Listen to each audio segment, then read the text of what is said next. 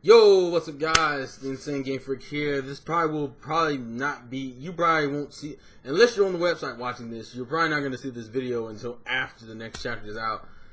Which I'm only really doing this because I really wanted to talk about the chapter, but I didn't want to overshadow the Pokemon video as soon as I fucking uploaded it. Which is why I'm not uploading this like as I'm recording it, which is Monday, the last day of September. But I really wanted to talk about One Piece chapter 722 because there was a lot of stuff in here that I thought was really discussion worthy. So I'm going to cover the small things and then kind of go into the big thing. So the first thing is the Cavendish stuff. From what I've seen like I've seen Sawyer's review and someone else's review where people really, I think George had it as like the title of his chapter review, though. I haven't gotten the chance to watch it yet, of Cavendish for the win because of his little gag here. Which I will say, to me, Rebecca's probably going to turn into a Vivi Shirahoshi kind of princess. Because it's already been stated that she's the princess of the old kingdom before the Don Quixote family took it over. Cavendish's gag, I'm okay. I'm indifferent towards it. It didn't really bother me either way. It's like, whatever. I was curious, and I don't know, I was curious what they meant by the grandfather is an arsonist thing. Because they mentioned that her grandfather was an arsonist, but I'm like, but in the backstory we got, they didn't say anything about her grandfather. So, question being, who was her grandfather, and what did her grandfather do? Apparently, Rebecca is also the Shame of Dressrosa. Granted, there's a secondary question I can ask here, which is the fact that she's part of this whole slave thing. Why is she the only character that doesn't look fucked up? But then again, that could be female character bias on top of she hasn't lost a match from what I understand. Which then really confuses me how Luffy was able to beat her so fucking easily. But whatever.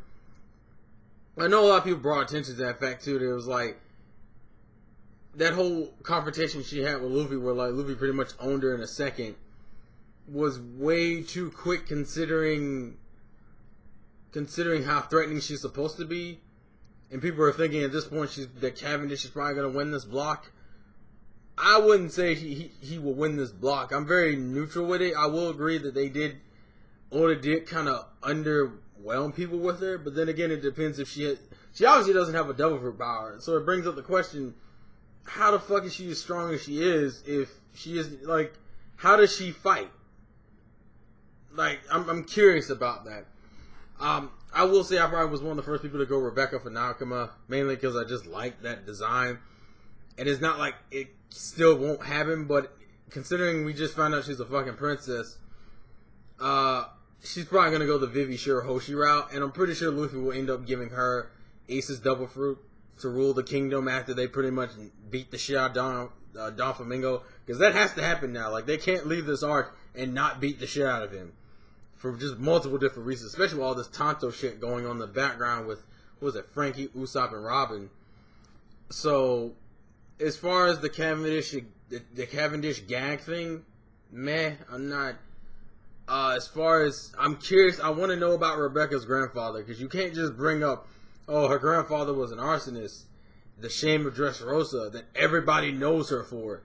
Meaning this had to happen in between the time of the flashback and now. Her grandfather had to do something. We knew she was a princess because her mother was very important. We also know that her family carries some type of special ability that makes her a threat. We know that too. Still, I'm kind of curious how she became a quote-unquote slave of Dressrosa, but they don't know that she's the princess of the old kingdom. There's a lot of holes here that I don't know what's going on, and I'm curious to see where it goes. But we just need more information. I did like that whole gag with fucking Luffy's like, Cabbage, that was pretty cool. Still hate you though. I still kind of want Rebecca to at least smash his face in, but knowing how nice Rebecca is, she'll probably do something along the lines of being like, whooping his ass but being nice about it. I still want Rebecca to win overall. Not saying Cavendish isn't going to... I feel like it's going to boil down to Cavendish and Rebecca. And Cavendish might lose for a stupid reason. Like, for the attention he might lose. Then again, we don't know his. Do we know what his reason is for even competing? He obviously doesn't like the way this. He doesn't like the tournament. He admitted that, but we don't know what his overall goal is unless it's just the obvious recognition. But anyways, moving on from that, I guess the next thing is the Tonto stuff. I think Sawyer, for the most part, pretty much gave pretty much what I was hoping for Usopp in terms of this section. Because it's obviously going to be the whole following up that whole thing about every lie that he's told is becoming true throughout time. And it's like, well, here's the 8,000 men thing coming to pass.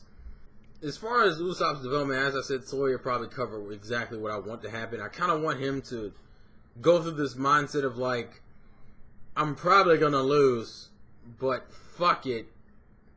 Men, that's how men do things. Like, I want him to go through that mindset of being like, either come at this in a different way to win, to find a way to win, or just be like, fuck it. I'm not the guy I told you I am, but I damn sure am not a coward. I'm going to be a man about this and fight with you. Like, this is a really good section for him to become a badass. Granted, Oda's very known for reusing gags, so he probably might do that again. Really just depends. But overall, the Usopp thing has a lot of potential in it. Whether it actually goes the way I want to is a different story. Also, it brings up the question now, because we know these guys are originally midgets. Like, the kingdom is originally like this. From what I understand, the Tontos, they're originally this height and everything. They got cast out of their kingdom, but they say the kingdom is Riku, and Don Flamingo mentions that the kingdom used to be is Riku now. That's the original king. So when Don Flamingo took over, what does that say happened? That means we got three factions of people. We got the guys that got turned into puppets, the people who aren't puppets, and the Tontos. Does that mean that the Tontos and the humans at one point were in harmony with each other? Does Rebecca have some type of correlation with the Tontos that we don't know about? Once again, there's a lot of shit that we don't know. That's this art. This art brings up a lot of fucking questions. And I'm curious to see how it goes, because you can't just... You introduce this whole new race of people and saying the Don Flamingo family is what kicked you out of this race, kicked you out of your own kingdom. But I'm curious, what the hell did you fit in to begin with? Especially when you have normal humans and other... And if she's the princess, that means that that Rebecca's family, for the most part, was normal human beings. Maybe they had a correlation with the Tontos, and they were cool at one point, and then some shit happened when Don Flamingo came in and fucked them up. He kicked them out too, which then brings up the question, how is it that no one really recognizes this? No one acts like they're afraid of fucking Don Flamingo. There isn't any hint that he's running a dictatorship, even though it kind of feels like he is. I don't know. So that's another thing. And then obviously we had the whole, and here's the part that I was so happy about, and I know Sawyer brought up something, but let me just talk about something real quick. The Brooke one-shotting, what is this chick's name again? Marigol? I don't even fucking know. Let me see something. What is it? I'm trying to see what her name is, because I honestly forgot. Because I don't really view her that interesting of a character. Anyways, the chick with the art powers that fucked up the Sunny to begin with. The whole thing about Brooke one-shotting her. Now, I know Sawyer brought up the fact that the main reason he kind of hopes that she isn't completely out is because eventually, first off, she's part of the Don Flamingo family. So for her to get one-shotted this easily would put her on the same level as Zeo, because fucking Brooke one-shotted Zeo like a bitch. That's one thing, but at the same time, I don't want it to turn into where she gets back up and owns them for the fuck of it, and then Zoro and Sanji and Kinemon come in and save them. Because the one thing I've been hating that Oda's been doing, but he hasn't really done it too much in the New World, but he did it a lot in the first half, is this whole, you got these weakling characters that can't fucking do anything by themselves, and you always have to have Zoro, Sanji, and Luffy coming in and save them. That shit is so goddamn annoying. It's like it's been 2 years, you've been training, and you're telling me they still need saving half the time from lesser tier characters? I also think this chick is only really a threat, just like a lot of One Piece characters, let's be perfectly honest, is only a threat because of her devil fruit ability, not because she has actual strength. So, her getting one-shot, it really doesn't bother me because she's one of those fucking devil fruit uses that's only really threatening because of her devil fruit ability, not because she actually has natural strength and is a threat. And granted, we still don't really know what the art fruit does besides fuck up the way you look. It doesn't really change anything else too much from what I understand. And also, quick question, why is it that Brooke's guitar here, his sharp guitar, is still in normal form, but the rest of him is still fucked up? If he's been hit with the art thing, shouldn't his sword be deformed too? Or is this like some off-screen stuff where Brooke figured out that she could reverse the power if she's the one who chose to do it? Anyways, so as far as Brooke one-shotting her, I didn't have a problem with that at all. I thought that was perfectly fine. It shows that Brooke is not that character that's going to be taken advantage of. Honestly, they made her seem more powerful than she was. Because let's be perfectly honest, if we're talking about a matter of strength here, I honestly think Nami could have took her. It's this cheap ass double fruit they gave her. The other thing that was interesting is that the mural that she makes with Chopper, Nami, and Mononosuke, talking about the tragedy of Dressrosa, shows a few things that are interesting. Because it's supposed to be a depiction of the tragedy, which I'm assuming is the tragedy that was caused when her and her fucking in the Don Quixote family came in and wrecked shit up. You got this one side of crying, which is where Nami's face is at. Chopper's face is like the face of somebody holding, like there's like these hands going into the middle, and then you have this king hunched over, which is where Mononosuke's face is. And I'm not totally sure how this is. I don't want to spend too much time trying to analyze it. But I'm assuming the king thing, where Mononosuke's head is where the Tanto was supposed to be. The eye, I'm not totally sure. Granted, remember, Dressrosa does have that fucking rule about how no one can be out at night. So I'm thinking that whole closed eye in a dark background might have something to do with that. But they have maybe there's these two groups of people trying to aim for this thing, because on the left side where Chopper's face is at, you have this little person, and then you have this eye, and you see these two arms reaching for this something in the middle. Is there something in Dressrosa that has a major importance? Or is that the SAD factory? Maybe, I don't know. There's just a whole bunch of stuff going through my brain. Just a whole bunch of speculation. But anyways, besides that, I guess the last thing to really address is also, by the way, the other reason why I don't think she's going to get back up is because her power faded after he hit him. Like, Chopper and Brooke and his weapons went back to normal as soon as he one-shotted her. Also, I guess we should note that the other thing. Also, just a side thing, I think she may have something to do with the puppets looking the way they do. I think, like, each member of the main four Don Quixote family each have an ability that contributes to how Dressrosa is right now. And hers is probably the reason why the toys look so fucking weird, some of them do.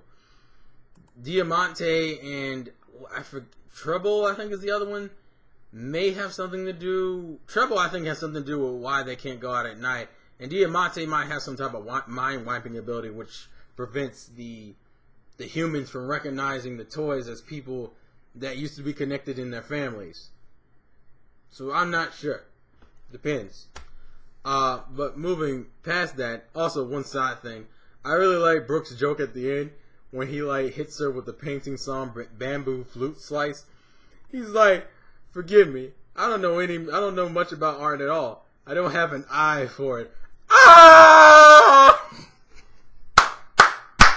Oh, I love Brooke. Swear to God, I saw that scene. I jumped out of my bed and was like, "Oh yes, my boy went in." Anyways, all right, last part, which will be the Law of Fujitora Don Flamingo thing.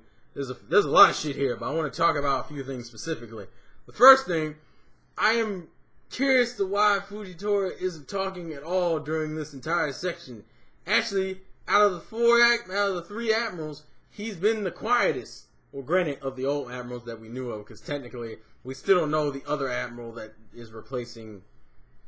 We know that Suzaki's fleet admiral. We know Kizaru's still in his position, but that's 2 spots. One is Fujitora. We don't know the other persons yet. He seems really quiet, whether he knows about this or not. But this is where we get the flashback. Well, not really. This might be the beginning of a flashback, but at the same time, this also already sets up for really good world building and explaining a lot of things we didn't know, just in 2 fucking pages, surprisingly. Also, side note is, I think Don Flamingo still wants to use Law, because he could have easily have just killed Law, but what he decided to do is to take his heart out again. But I'm like, why did you take out his heart if you were going to kill him because of all the shit he put you through? Why are you just taking out his heart unless they're going to try to use Law to betray the Straw Hats, which Don Flamingo seems really confident that Luffy's going to get fucked up in the arena anyway, so what does he want Law for still? Or is it like, there's got to be either that, he just wants to be a dick and torture him. Also, why the fuck is he explaining this to Law right now?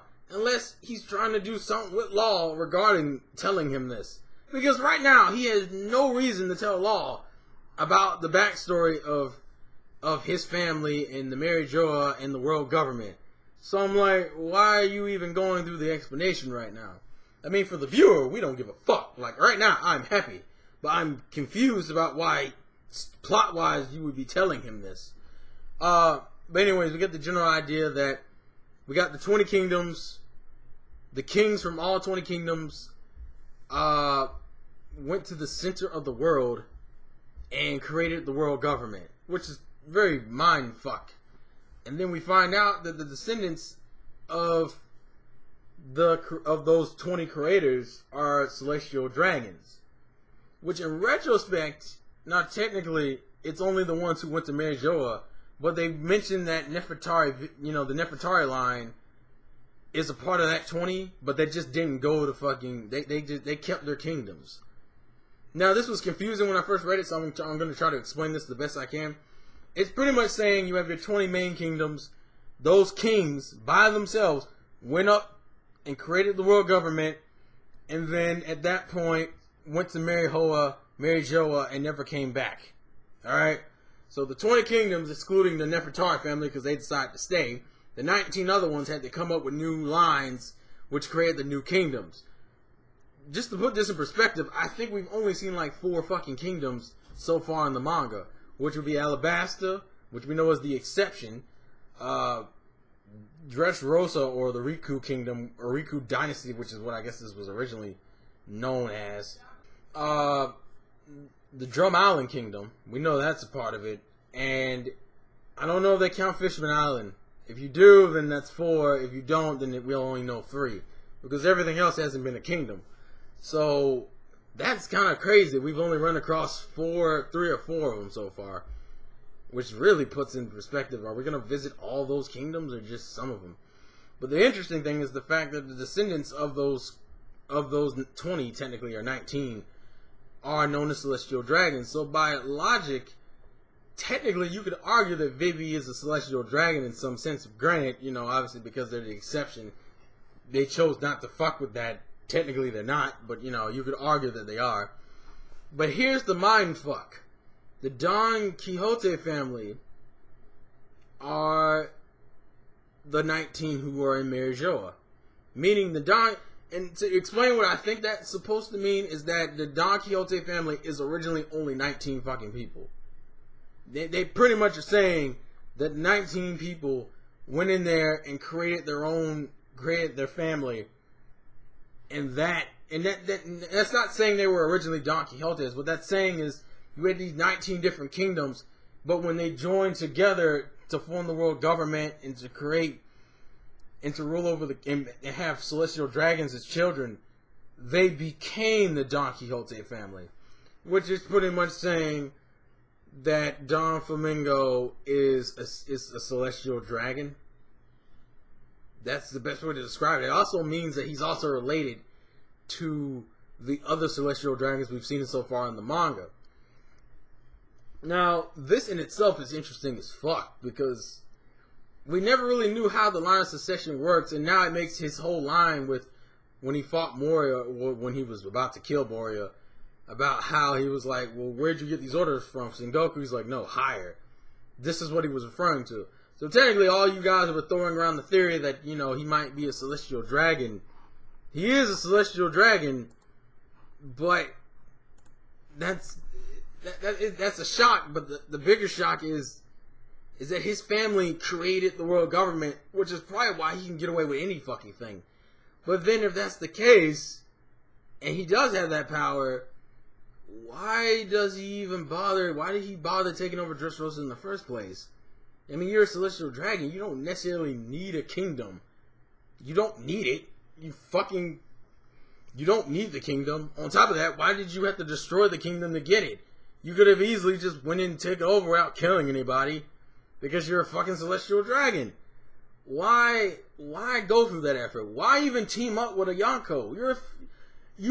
From what we're being explained, celestial dragons in the Don Quixote family are at the very fucking top of the food chain. So why even go through this whole underground broker shit or even align yourself with a Yonko? You're above all of that. From the get-go, you were above all that. What's the point? Also, it brings up the question, how much greater is the One Piece than everything else? Because it's like, if you're at the top of the food chain and you still are working trying to get the One Piece, makes me wonder, how ridiculously hard is it to get the One Piece? You would think the creator of the world government, quote-unquote the Navy, quote-unquote, that motherfucker doesn't have to answer to anybody at all. Why does he even bother working with a Yonko? Why does he bother taking over a kingdom? He could have easily just fucking done it straight off. Why do you fear Straw Hat and Law that much? Considering you run everything. If you wanted to, you could have the entire Navy go out and kill them. Why even bother doing all this other shit unless there's something else to it? There's gotta be something else to it. Because this in itself doesn't make sense. It's like you're giving me the realization that you are this fucking OP in terms of a political status and powers makes me wonder, why are you going through all this extra effort to do any of this other shit if you're this fucking OP on both levels? I don't know. I'm kind of hoping they explain that as the story goes on, but knowing Oda might be a dick about it, because usually he would have drawn those lines that made signify a flashback was happening. But that is some interesting shit, and I've been talking for 23 minutes. So that's pretty much all I had to say discussion-wise. It was really fucking interesting to me. I really wanted to talk about this chapter. Please leave your thoughts and comments in the comment section below. I will make this public probably later on this week, near the end of this week. But that was interesting as hell, and I am legitimately excited to see where this will go. And I just want to see his reasoning behind the shit he does, because right now we still don't know a lot. There's a lot of shit we don't know. I enjoyed the chapter. They didn't do that weakling bullshit. They had Brooke handle it instead of having Zoro and fucking Sanji do everything, which is really fucking old, which is going to go into a rant I will probably make eventually. But, yeah. So, this has been the Insane Game Freak. Life's a game. Play to win. And I will catch you guys later. Peace. One Piece.